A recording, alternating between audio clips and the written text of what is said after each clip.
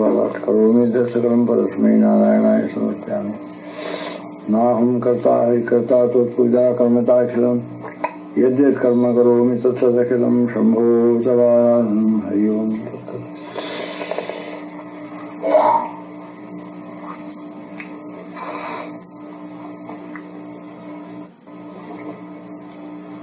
सदाशिवसमारम्भां शङ्कराचार्य मध्यमाम् अस्मदाचार्य पर्यन्तां वन्दे गुरुपरम्पराम्।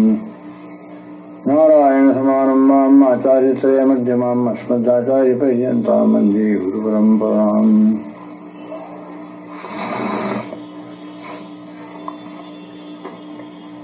ओम श्री विश्वनाथाय नमः, श्री शंकराचार्याय नमः, श्री सद्गुरुपरमात्मने नमः।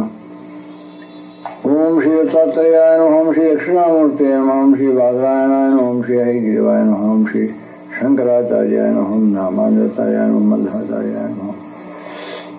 ओम श्री सद्गुरुपरमात्मने नमः।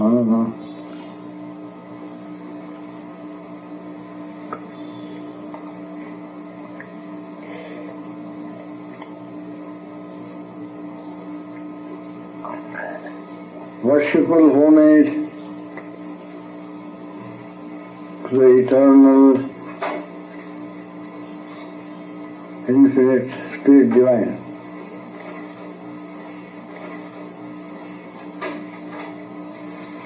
May the divine grace of that universal Spirit be upon all of you assembled together here this morning. Loving admirations to revered Holy Master Gurudev Swami Chidananda Maharaj. He is our Father who has brought a new light into our life. He has imparted to us a deeper meaning and a higher purpose for our living on earth. And He has pointed out to us the direction in which we must proceed, a direction which will ultimately lead to our self-conquest and take us beyond sorrow of this earth existence and bless us with peace, joy, fearlessness and freedom by self-realization. He has pointed us the direction and showed us the way how to proceed in that direction. Therefore, we offer our heart's gratitude to Him. His inspiring and practical spiritual teachings have brought about an awakening all over the world. May His glance of grace be upon all of you. May His hands of benediction be upon you now and always. Now you have just gone through an half an hour's period of silent meditation. Perhaps a little more than half an hour. I would suggest to you all, try to take your mind into that half an hour of your silent, inner, prayerful state and try to see if you can find out, try to see if you can at this moment find out what was the behavior of your mind at that time, what was the actual state of your interior during that period. Were you observing the mind or had you become one with the mind and its movements and its behavior? Because both these things are possible, namely, you can be in a state of identification with the mind and what all is doing. You can also be in the state of witnessing consciousness, a disassociated witnessing consciousness, not identifying yourself, but be separate from it and be witnessing it without being affected by it and see what is happening in it.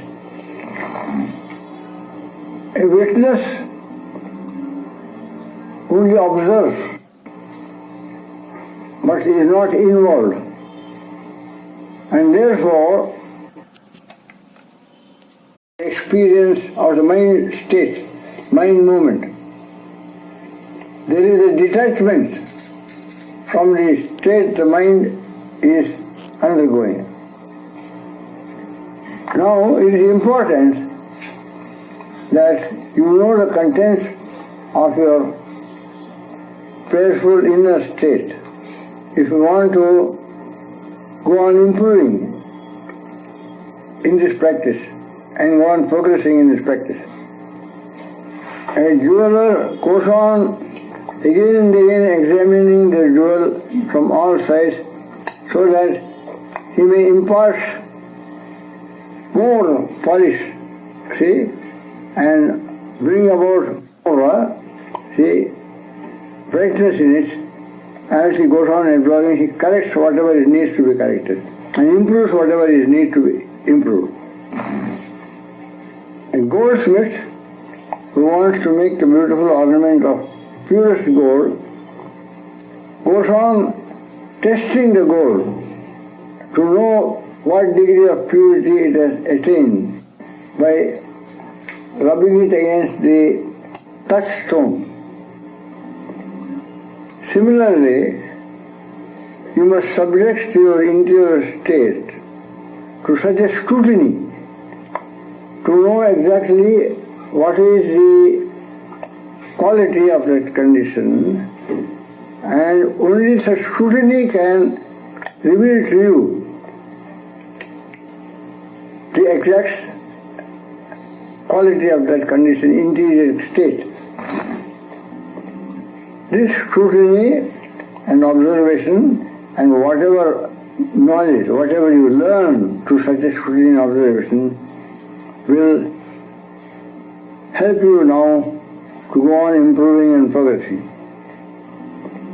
This is important because if a spiritual aspirant is daily, very sincerely and earnestly practicing such silent inner prayer every day,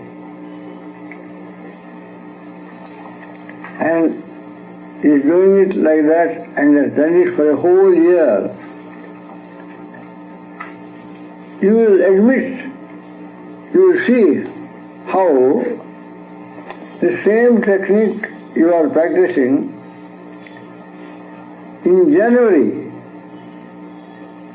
1994, that technique, when you reach December 1994, what you are doing is the same process, but the quality of it cannot be the same in December 94 as it was when you began the year in January 1994.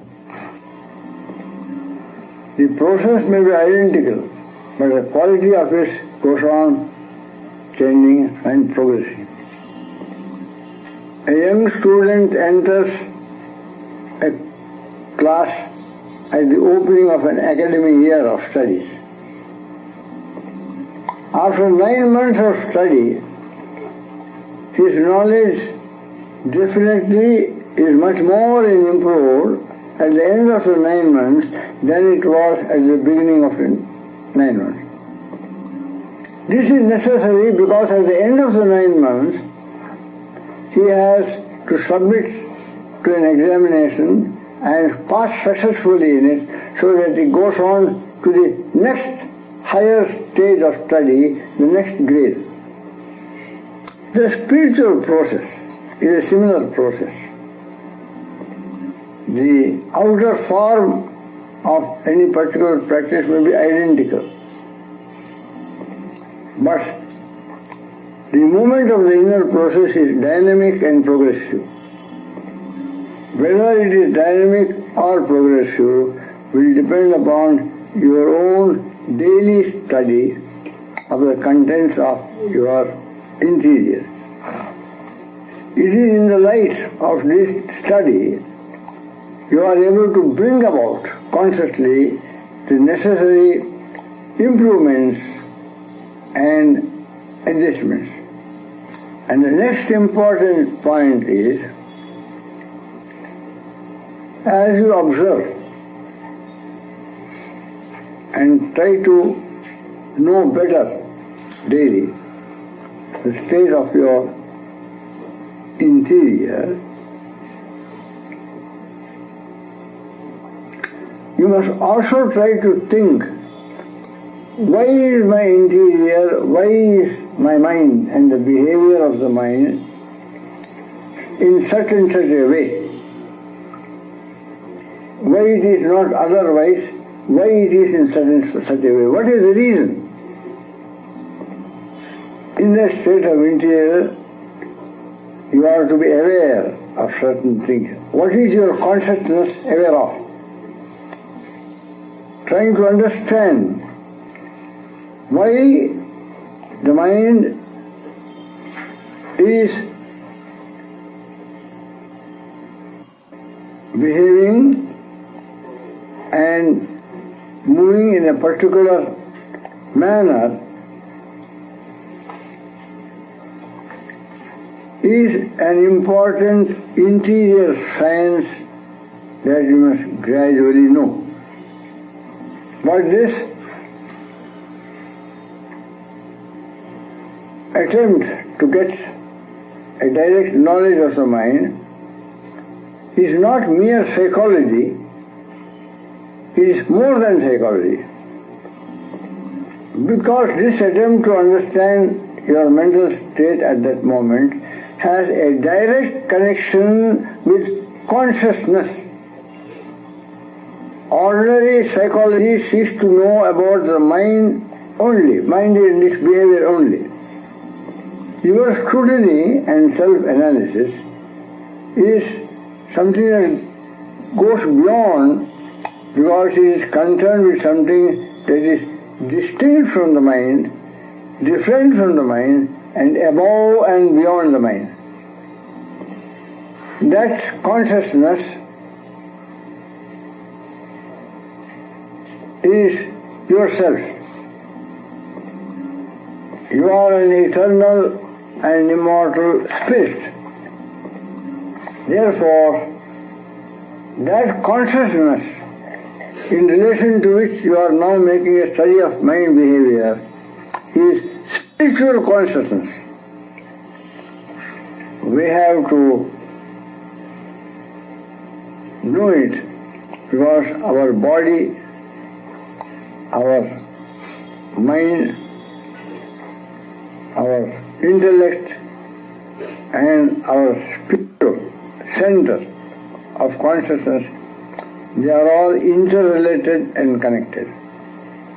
They are interrelated and connected at this moment, in your present condition. But the spiritual practice will ultimately bring you to an experience when you suddenly become aware that you are not connected.